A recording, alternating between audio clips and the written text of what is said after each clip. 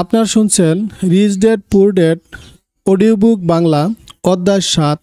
এই বইটির মূল বিষয় হচ্ছে ধনীরা তাদের সন্তানদের টাকা পয়সার ব্যাপারে কী শেখায় যা গরিব আর মধ্যবিত্ত শ্রেণী শেখায় না।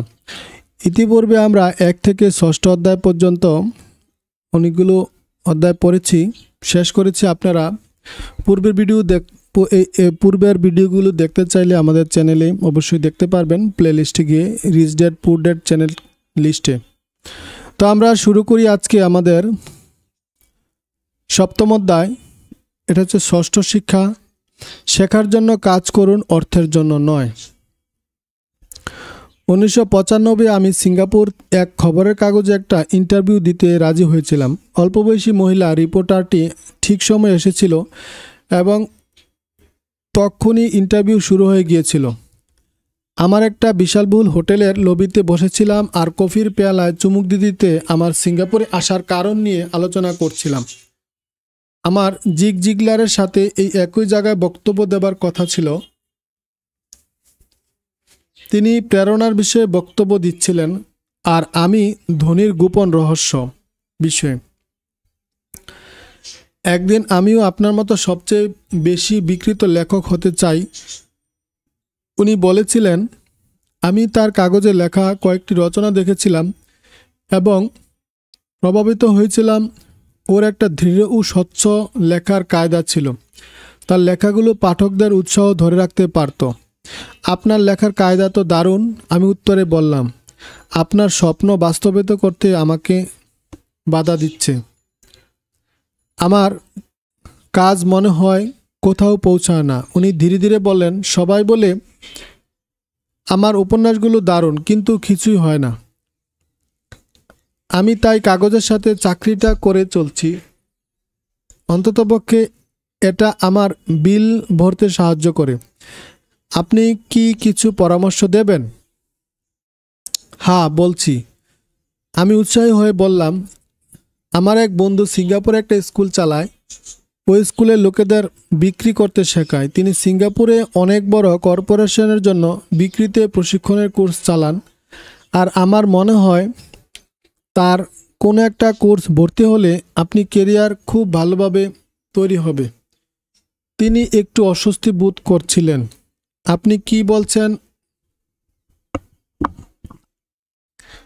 কি বলছেন আমি বিক্রি করা শেখার জন্য আবার স্কুলে যাব? আমি মাথা নাড়ালাম। আপনি সত্যি এটা মনে করছেন? আবার আমি মাথা নাড়ালাম। এতে ভুল কোথায়? এবার আমি একটু পিছিয়ে গেলাম। উনি কোনো কারণে বিরক্ত হয়েছেন আর আমার মনে হচ্ছে আমি কিছুই না বলেই পারতাম। আমি ওকে সাহায্য করতে গিয়েছিলাম। কখন দেখি আমি নিজেই বক্তব্যকেই বাঁচানোর চেষ্টা করছি। আমার ইংরেজি সাহিত্যের মাস্টার ডিগ্রি আছে।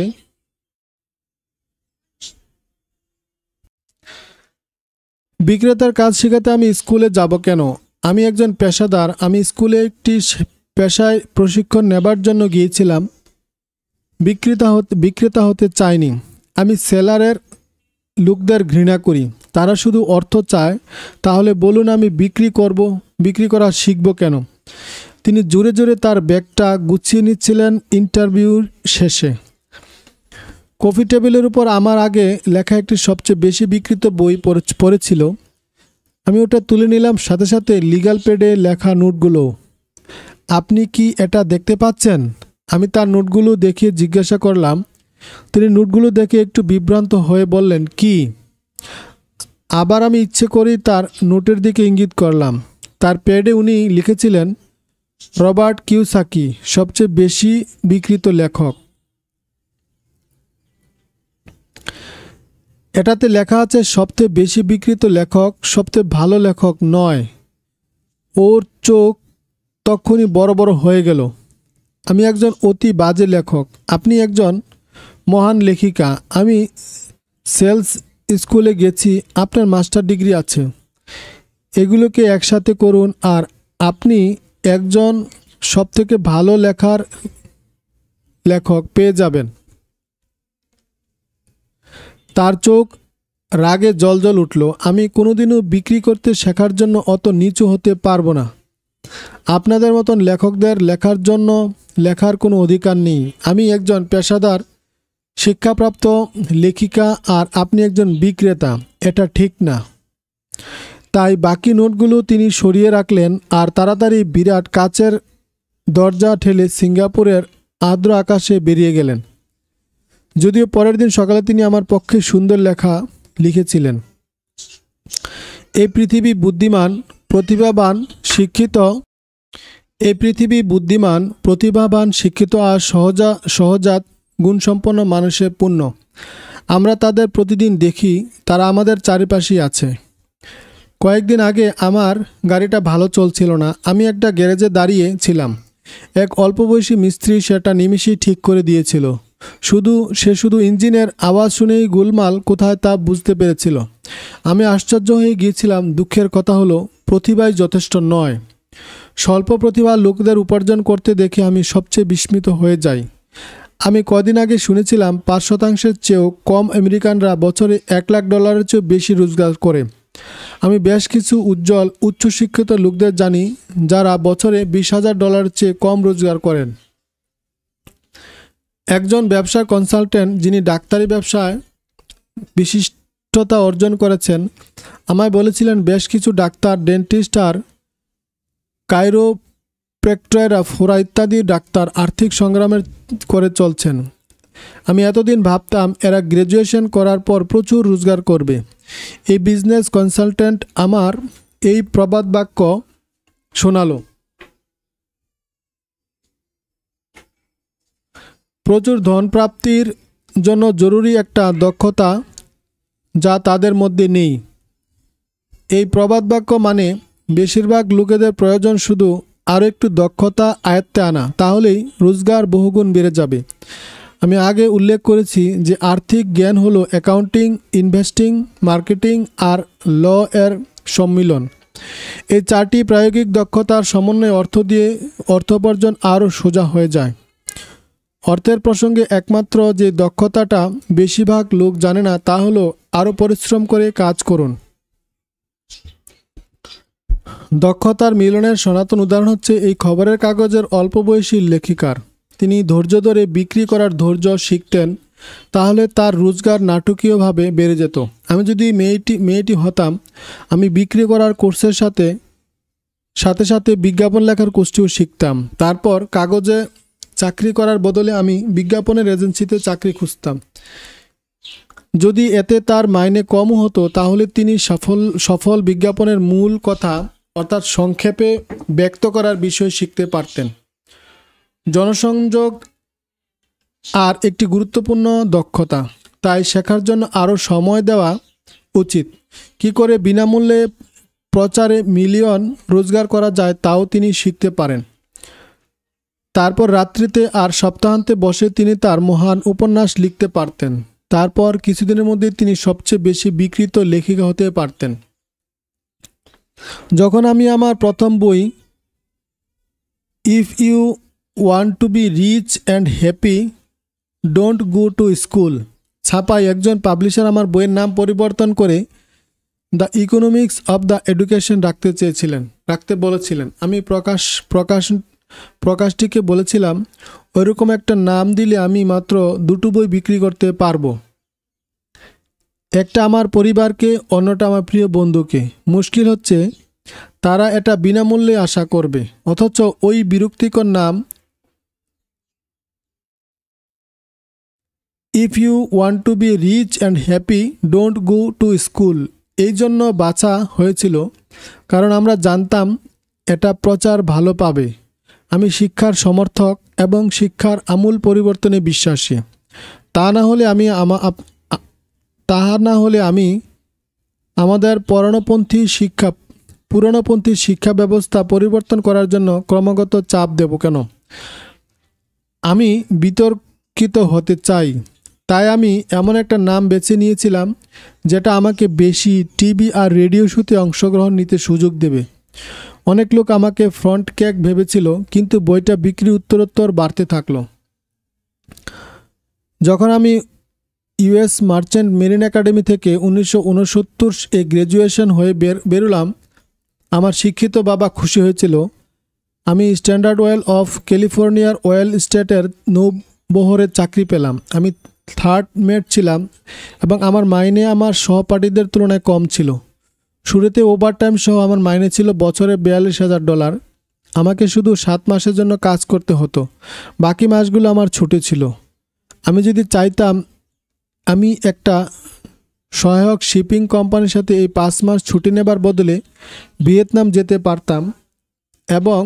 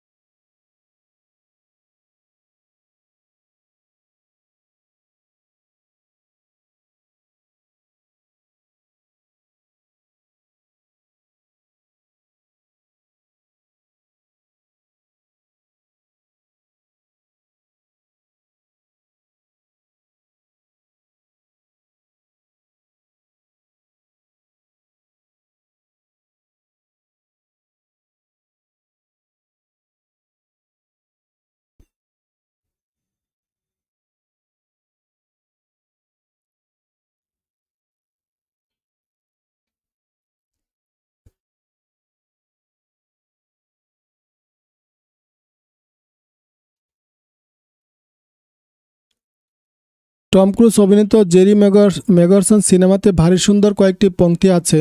সবচেয়ে স্মরণীয় বোধহয় টাকা কোথায়। তাছাড়া আরও একটি পংক্তি আছে যেটা আমার মনে হয় খুবই সত্যি। এটি দৃশ্যে টম ক্রুজ কারখানা ছেড়ে যাচ্ছে আর এক্ষুনি চাকরি গেছে আর পুরো কোম্পানিকে জিজ্ঞাসা করছিল আমার সাথে কে আসতে চাও। সম্পূর্ণ পরিবেশটা নিস্তব্ধ আর জমাট। শুধু একজন মহিলা বলে ওঠে, আমি আসতাম কিন্তু আমার 3 মাসের একটা প্রমোশন পাওনা আছে। এই বক্তব্যটাই বোধহয় পুরো সিনেমাটাকে সবচেয়ে বাস্তবিক মন্তব্য। বিলের অর্থ জমা দেওয়ার জন্য গলদঘর্ম হয়ে পারিশ্রমিক করে তারা এই ধরনের বক্তব্য ব্যবহার করে। আমি জানি আমার শিক্ষিত বাবা প্রতি বছর তার মাইনে বাড়ার জন্য অধীর আগ্রহে অপেক্ষা করতেন আর প্রতি বছরই নিরাশ হতেন। তাই তিনি এবার আরও যোগ্যতা অর্জন করার জন্য স্কুলে যেতেন যাতে তার আরেকবার মাইনে বাড়ে। কিন্তু আবার আরেকটা নৈরাজ্যকর পরিস্থিতির সম্মুখীন হতে হতো। আমি লোকদের প্রায় যে প্রশ্ন করি, এই নিত্য নৈমিত্তিক কাজে আপনাকে কোথায় নিয়ে যাচ্ছে? আমি ভাবি ঠিক ওই হ্যামস্টারের মতো। লোকেরা দেখতে পায় তাদের এই কঠিন পরিশ্রম কোথায় নিয়ে যাচ্ছে, ভবিষ্যতে তাদের জন্য কী অপেক্ষা করে আছে। আমেরিকার অ্যাসোসিয়েশন অফ রিটায়ার্ড পিপল এর পুরাতন এক্সিকিউটিভ ডিরেক্টর সিরিল ব্রিকফিল্ড রিপোর্টে লিখেছিলেন, প্রাইভেট পেনশনে এখন সাংঘাতিক বিশৃঙ্খল অবস্থা। প্রথমত, কাজে নিযুক্ত ব্যক্তিদের 50% আজকাল কোনো পেনশন পায় না, যেটা যথেষ্ট উদ্বেগের কারণ। বাকি 50%-এর মধ্যে 70 থেকে 80% পেনশন মাসে মাত্র $55,150 অথবা $300, যা কোনোই কাজের নয়। ক্রেগ এস কার্পেল দ্য বইয়ে দ্য রিটায়ারমেন্ট মিতে লিখেছিলেন, আমি একটা জাতীয় পেনশন কাউন্সিলিং ফার্মে হেডকোয়ার্টার দেখছি। আরেকজন ম্যানেজিং ডিরেক্টরের সাথে দেখা করেছি। উনি শীর্ষ পরিচালক দলের জন্য দারুণ রিটায়ারমেন্টের পরিকল্পনা তৈরি করায় বিশেষজ্ঞ।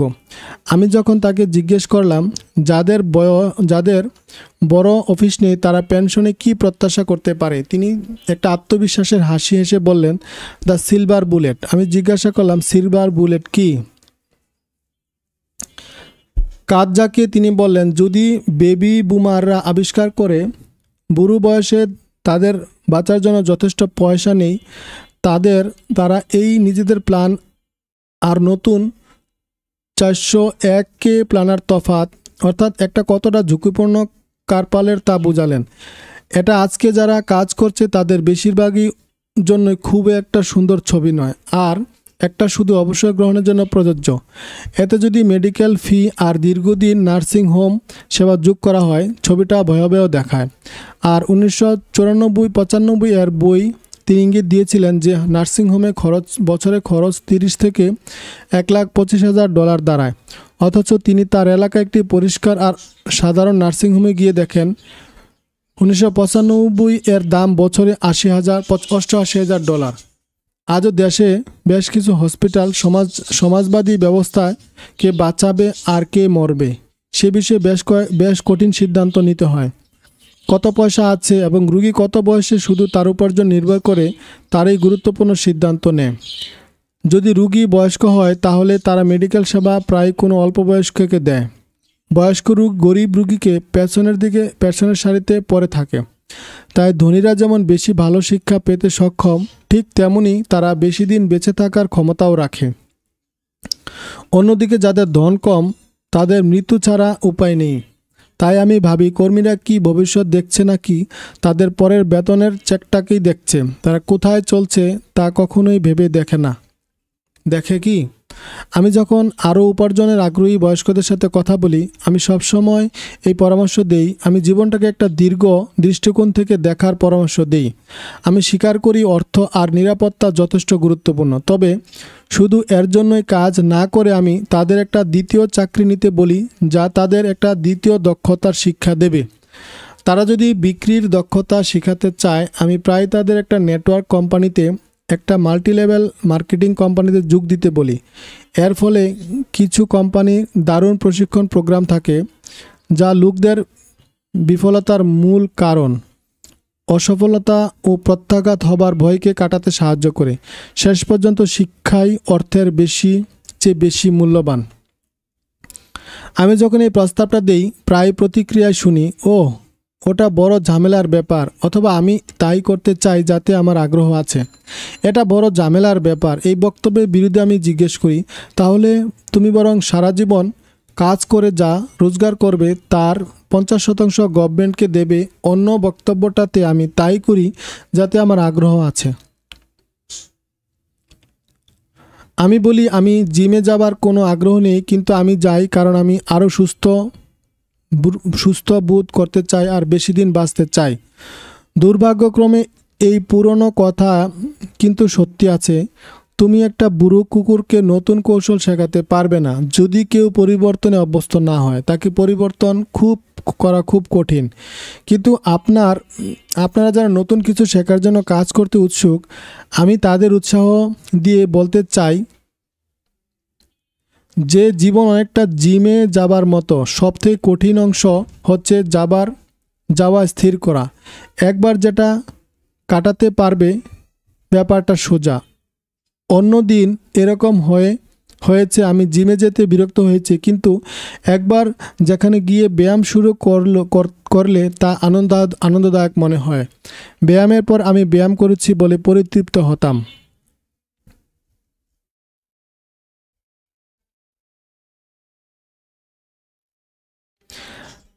আমি যদি কিছু নতুন শেখার জন্য কাজ করতে অনিচ্ছুক না হন আর তার পরিবর্তে নিজের বিষয়ে আরও বিশারদ হয়ে উঠতে চান, তাহলে আপনি যে কোম্পানিতে কাজ করেন সেখানে ইউনিয়ন আছে কি না সে বিষয়ে নিশ্চিত হয়ে নেবেন। কারণ শ্রমিক ইউনিয়নগুলো এমনভাবে বানানো যাতে তারা বিশেষজ্ঞদের রক্ষা করতে পারে। আমি শিক্ষিত বাবা গভর্নরের বিরাগভাজন হওয়ার পর হাইওয়ের শিক্ষকদের ইউনিয়নের প্রধান হয়েছিলাম। তিনি আমায় বলেছিলেন তিনি যে কটা কাজ করেছেন তার মধ্যে একটা সবচেয়ে কঠিন কাজ। আমার ধনবান বাবা অন্যদিকে তার কোম্পানিগুলোতে যাতে ইউনিয়ন গঠিত না হয় সেই চেষ্টায় সারা জীবন কাটিয়ে দিলেন। তিনি সফলও হয়েছিলেন। যদিও বারবার ইউনিয়ন গঠনের প্রয়াস করা হয়, তবে তিনি সেগুলো সরিয়ে দিতে সক্ষম হয়েছিলেন। ব্যক্তিগতভাবে আমি কোনো পক্ষ নেই না, কারণ আমি দুদিকেরই প্রয়োজন আর সুবিধা সম্বন্ধে ওয়াকিবহাল। আপনি যদি স্কুলের সুপারিশ মাফিক কাজ করেন এবং গুরুতর বিশেষজ্ঞ হতে চান, তাহলে ইউনিয়নের সুবিধা নিন। উদাহরণস্বরূপ, আমি যদি আমার প্লেন চালানোর ক্যারিয়ার চালিয়ে যেতাম, আমি এমন একটা কোম্পানি খুঁজতাম যেটাকে পাইলট দৃঢ় ইউনিয়ন আছে। কারণ আমার জীবন তাহলে একটা দক্ষতা শিখতে উৎসর্গিত হতো, যা একটা ব্যবসাতেই কেন্দ্রভূত। আমায় সেই ব্যবসা থেকে ঠেলে বের করে দেওয়া হয়। আমার জীবনের শেখা দক্ষতা অন্য কোনো ক্ষেত্রে এত দাম পাবে না। যদি কোনো পাইলটের কাছে 1 লাখ ঘন্টা প্লেনের ওড়ার রেকর্ড থাকে আর বছরে সে $1,50,000 রোজগার করে তার চাকরি থেকে বিতাড়িত হয়, তাহলে তার পক্ষে এরকমই মোটা বেতনের অথচ স্কুল শিক্ষক কাজ পাওয়া খুব কঠিন হবে। দক্ষতা সাধারণত এক ব্যবসা থেকে আরেক ব্যবসা হস্তান্তরিত হয় না, কারণ এয়ারলাইন্সের ব্যবসা যে দক্ষতার জন্য পাইলটকে এত মাইনে দেওয়া হয়, স্কুলের শিক্ষা ব্যবস্থায় সেই দক্ষতা ততটা গুরুত্বপূর্ণ নয়। আজকাল ডাক্তারদের জন্য এটাই সত্যি। ঔষধে এত পরিবর্তন হবার দরুন অনেক মেডিকেল বিশেষজ্ঞ HMO এর মতো মেডিকেল সংস্থার অনুগামী হওয়ার প্রয়োজন হয়ে পড়ে। স্কুল শিক্ষকদের অবশ্যই ইউনিয়নের সদস্য হওয়া প্রয়োজন। আজ আমেরিকায় শিক্ষকদের ইউনিয়ন সবচেয়ে বড় আর সবথেকে ধনী শ্রমিক ইউনিয়ন। ন্যাশনাল এডুকেশন অ্যাসোসিয়েশন এর রাজনীতির প্রভাব খুবই বেশি। শিক্ষকদের ইউনিয়নের সুরক্ষা প্রয়োজন, কারণ তাদের শিক্ষার বাইরে অন্য কোনো ব্যবসা তাদের দক্ষতার মূল সীমিত। সুতরাং নিয়ম হচ্ছে কোনো বিষয়ে বিশেষজ্ঞ হলে ইউনিয়ন এটা করা একটা বুদ্ধিমানের কাজ। আমি যে ক্লাসে পড়াই তাদের একবার প্রশ্ন করলাম, তোমাদের মধ্যে একজন ম্যাকডোনাল্ডের চেয়ে ভালো হ্যামবার্গার বানাতে পারে? প্রায় সব ছাত্ররা হাত তুলল। আমি তারপরও জিজ্ঞাসা করলাম, তাহলে তোমরা সকলেই সেই বিষয়ে ভালো হ্যামবার্গার বানাও, ম্যাকডোনাল্ড তোমাদের চেয়ে বেশি পয়সা রোজগার করে কীভাবে? উত্তর স্পষ্ট, ম্যাকডোনাল্ডের ব্যবসা প্রণালী খুব ভালো। বেশ প্রতিভাধর লোকেদেরও গরিব থাকে, কারণ তারা হ্যামবার্গ বানানোর দিকেই মনোযোগ কেন্দ্রীভূত করে। তারা ব্যবসা প্রণালী সম্পর্কে যৎসম্পন্ন জানে, যা কিছুই জানে না। হাওয়াইয়ে আমার এক বন্ধু বেশ বড় আর্টিস্ট। তিনি মোটামুটি অর্থ উপার্জন করেন।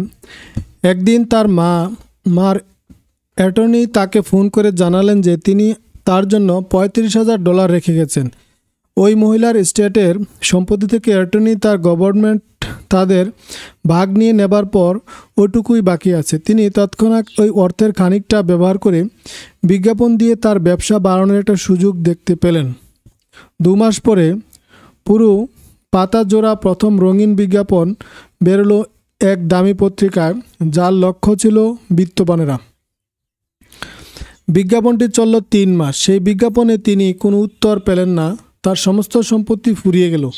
তিনি ভুলভাল উপস্থাপনের জন্য এখন পত্রিকাটির বিরুদ্ধে মামলা করতে চান।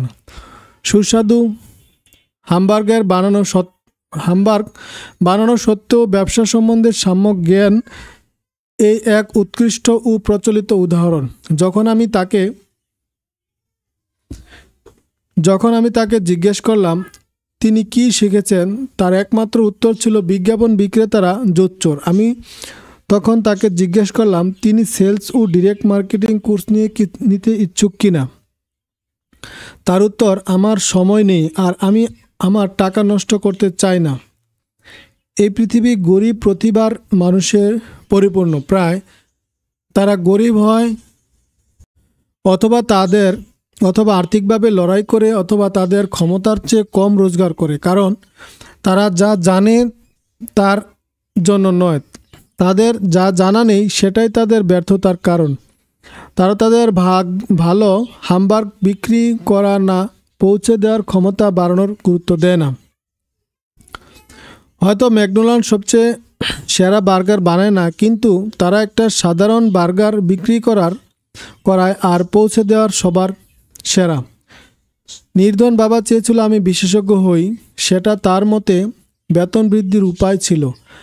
হাওয়াইয়ের গভর্নর যখন বাবাকে বললেন যে তিনি তার রাজ্য সরকারের কাজ করতে পারবেন না, তা সত্ত্বেও আমার শিক্ষিত বাবা আমাকে বিশেষজ্ঞ হতে উৎসাহ দিয়েছিল। আমার শিক্ষিত বাবা তখন শিক্ষক ইউনিয়নের হয়ে সংগ্রাম শুরু করলেন, অন্তত বিশেষজ্ঞ আর উচ্চশিক্ষার পেশাদারদের জন্য আরও সুরক্ষা আরও সুবিধা দাবি করে প্রচার চালালেন। আমি তর্ক করতাম, কিন্তু আমি জানতাম যে তিনি কখনোই মেনে নিতে পারেননি যে অতিরিক্ত বিশেষজ্ঞতার জন্য ইউনিয়নের সুরক্ষার প্রয়োজন হয়।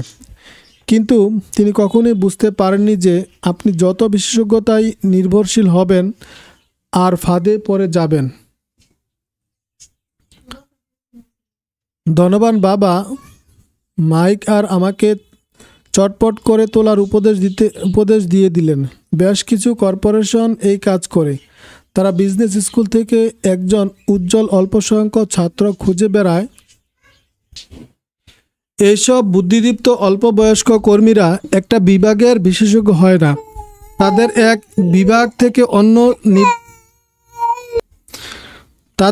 বিভাগ থেকে অন্য বিভাগে নিয়ে যাওয়া হয় এবং ব্যবসা প্রণালীর সমস্ত কিছু শেখানো হয়।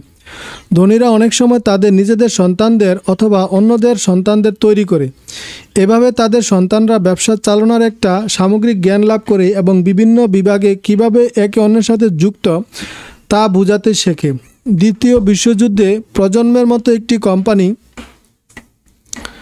থেকে অপর কোম্পানিতে যাওয়া খারাপ মনে করা হতো, অথচ আজ তাই বিচক্ষণতার লক্ষণ। আরও বেশি বিশেষজ্ঞতার বদলে লোকে কোম্পানি পরিবর্তন করে। তাই রোজগার এর চেয়ে জ্ঞান অর্জনের পরিধি বাড়ানো ভালো নয় কি? অল্প সময়ে এটা হয়তো আপনাকে কম আয় দেবে, কিন্তু দীর্ঘ সময়ের পরিপ্রেক্ষিতে এটা অনেক বেশি লাভবান হবে। সাফল্যের জন্য যে প্রধান ম্যানেজমেন্টের দক্ষতা প্রয়োজন তা হলো ক্যাশফ্লো ম্যানেজমেন্ট বা ক্যাশফ্লো পরিচালনা। 2 নম্বর হচ্ছে সিস্টেম ম্যানেজমেন্ট বা আপনার জীবনের সঠিক পরিচালনা আর আপনার পরিবারের জন্য সময় দেওয়া। 3 নম্বর হচ্ছে লোকদের ম্যানেজমেন্ট বা লোকদের সঠিকভাবে পরিচালনা। বিক্রয় কৌশল জানা ও বাজার সম্বন্ধে জ্ঞান সবচেয়ে গুরুত্বপূর্ণ এবং বিশেষ দক্ষতা। বিক্রয় করার ক্ষমতায় ব্যক্তির সাফল্যের মূল কথা এবং কর্মী, বস, স্বামী বা স্ত্রী, সন্তানের সঙ্গে সংযোগ স্থাপনের ক্ষমতা, সুদক্ষ লেখক বা বক্তা হওয়া এবং আপোষ মীমাংসার মতো সংযোগ স্থাপনের ক্ষমতা সফল বইয়ের চাবিকাঠি। নানা কোর্সে যোগদান করে শিক্ষণের ট্যাপ শুনে জ্ঞান বুদ্ধি করে আমি ক্রমাগত এই দক্ষতা আরও শানিত করে তুলি। যেমন আমি আগেই উল্লেখ করেছি, আমার শিক্ষিত বাবা যতই পরিশ্রম করছিলেন তত উপযুক্ত হয়ে উঠছিলেন। তিনি যত বিশেষজ্ঞ হচ্ছিলেন তত ফাঁদে আটকে পড়ছিলেন। যদিও তার বেতন বেড়ে গিয়েছিল তবে তার বিকল্প কমে গিয়েছিল। তার গভর্নমেন্টের কাজ বন্ধ হয়ে যাওয়া তিনি বুঝলেন পেশাগতভাবে তিনি নিরুপায়। এটা অনেকটা পেশাদার খেলোয়াড়ের মতন অবস্থা, যে হঠাৎ আঘাত পেয়েছে অথবা বেশি বয়স্ক হয়ে গেছে। তাদের একসময় উচ্চ বেতনযুক্ত পদ এখন চলে গেছে আর তাদের কাছে আছে শুধু সীমিত কিছু দক্ষতা। সেই কারণে আমার মনে হয় আমার শিক্ষিত বাবা ইউনিয়নে এত পক্ষপাতী হয়ে গিয়েছিলেন। তিনি বুঝেছিলেন একটা ইউনিয়ন তাদের কতখানি উপকার করতে পারে। ধনবান বাবা মাইক আর আমাকে সব বিষয়ে অল্প অল্প জ্ঞান লাভ করতে উৎসাহিত দিয়েছিলেন। তিনি আমাদের চেয়ে বুদ্ধিমান লোকদের সাথে আমাদের কাজ করতে বলতেন আর বুদ্ধিমান লোকদের একত্র করে দলবদ্ধভাবে কাজ করতে প্রেরণা দিতেন। আজকাল একে পেশাদার বিশেষজ্ঞদের যৌথ ক্রিয়া বলা হয়। আজকাল আমরা এমন কয়েকজন প্রাক্তন স্কুল শিক্ষকদের সাথে দেখা হয়, এরা বছরে শত সহস্র ডলার রোজগার করেন। তারা এত রোজগার করতে পারেন কারণ তাদের নিজস্ব ক্ষেত্রে বিশেষ দক্ষতার সাথে অন্য দক্ষতা আছে। তারা শিক্ষা দিতে পারেন, আবার বিক্রি এবং মার্কেটিংয়ের কাজ করতে পারেন। সেলিং এবং মার্কেটিং দক্ষতার চেয়ে গুরুত্বপূর্ণ আর কোনো দক্ষতা আমার জানা নেই। বেশিরভাগ লোকের সেলিং আর মার্কেটিং দক্ষতা দুঃসাধ্য মনে হয় কারণ তারা প্রাত্যঘাতী হতে ভয় পায়। আপনার লোকেদের সাথে যোগাযোগ, দরদস্তর করা বা প্রত্যাঘাত হবার ভয়ের ক্ষমতা যত বাড়বে জীবন ততই সহজ হবে। সে কাগজের লেখিকা যিনি সবচেয়ে বেশি বিকৃত লেখিকা হতে চেয়েছিলেন, তাকে যে উপদেশ দিয়েছিলাম আমি আজ প্রত্যেককে সেই একই উপদেশ দিই। প্রায়োগিক বৈশিষ্ট্য অর্জনের ভালো মন্দ দুই আছে। আমার এমন বন্ধু আছেন যারা এমনিতেই প্রতিভাভর কিন্তু খুব কম উপার্জন করেন কারণ তারা অন্য মানুষের সাথে কার্যকরভাবে যোগাযোগ করতে পারেন না। আমি তাদের শুধু একটা বছর বিক্রি বিষয়ে শিক্ষা নিতে বলি। যদি তারা কিছু রোজগার নাও করেন, তাদের পরস্পরের সাথে আদান প্রদান করার ক্ষমতা উন্নতি হবে, আর সেটা অমূল্য। ভালো শিক্ষার্থী, বিক্রেতা আর মার্কেটিং হওয়ার ছাড়া আমাদের ভালো শিক্ষক আর ভালো ছাত্র হওয়া প্রয়োজন। সত্যিকারের জ্ঞানী হতে হলে আমাদেরকে দেবার ক্ষমতার থাকার সাথে সাথে করার ক্ষমতাও থাকা দরকার। প্রায় সময় দেখা যায় আর্থিক আর পেশাদার সংগ্রামের কারণে সঠিক দেওয়া নেওয়ার অভাবে আমি অনেক লোককে জানি যারা ভালো ছাত্র নয় আবার ভালো শিক্ষকও নয়, তাই তারা গরিব। আমি দুজন বাবার উদার প্রকৃতির লোক দেখেছিলেন। দুজনেই প্রথমে দেবার অভ্যাস করেছিলেন। শিক্ষাদান ও তাদের দেওয়ার একটা নমুনা ছিল। তারা যতই দেখেছিলেন ততই পেয়েছিলেন। অর্থ দেবার ব্যাপারে অবশ্য তাদের মধ্যে বিস্তর তফাৎ ছিল। আমার ধনবান বাবা প্রচুর টাকা করে দিয়েছিলেন। তিনি তার চার্চ, দাতব্য সংস্থা এবং তার নিজের ফাউন্ডেশনে দান করেছিলেন। তিনি জানতেন অর্থ আগমনের জন্য অর্থ দান জরুরি। দান করা বেশিরভাগ মহান ও ধনী পরিবারগুলো গোপন রহস্য। সেজন্যই রকফেলার ফাউন্ডেশন আর ফোর্ড ফাউন্ডেশন ইত্যাদি সংস্থা গড়ে উঠেছে। এই সংস্থাগুলো এমনভাবে তৈরি যে তারা ক্রমাগত বৃদ্ধি করতে থাকবে এবং চিরকাল ধরে দান করতে থাকবে। আমার শিক্ষিত বাবা সবসময় বলতেন, আমার কাছে যখন অতিরিক্ত অর্থ থাকবে আমি দেব। সমস্যা হচ্ছে কখনই অতিরিক্ত কিছুই থাকতো না। তাই তিনি আরও কঠিন পরিশ্রম করতে বেশি অর্থ পাবার জন্য। অথচ অর্থ সংক্রান্ত আইনের সবচেয়ে গুরুত্ব একটি দিক তিনি উপেক্ষা করতেন। দাও তাহলে তুমি পাবে।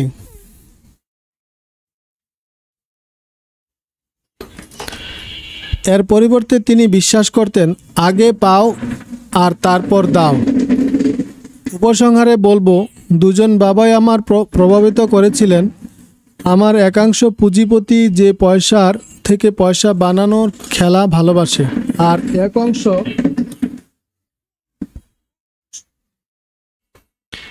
এক অংশ এক সামাজিক দায়িত্বশীল শিক্ষক যে গরিব আর বড়লোকের এই ক্রমবর্ধমান ফারাক নিয়ে গভীরভাবে চিন্তিত। আমি ব্যক্তিগতভাবে ওই ক্রমবর্ধমান ফারাকের জন্য আমাদের প্রাচীনপন্থী শিক্ষা ব্যবস্থাকে দায়ী মনে করি। বাধা অতিক্রম করা। আমরা সপ্তম অধ্যায় শেষ করেছি, আমরা পরবর্তীতে অষ্টম অধ্যায় দেখব বাধা অতিক্রম করা। তো সবাই অবশ্যই এই ভিডিওটি দেখবেন। ধন্যবাদ।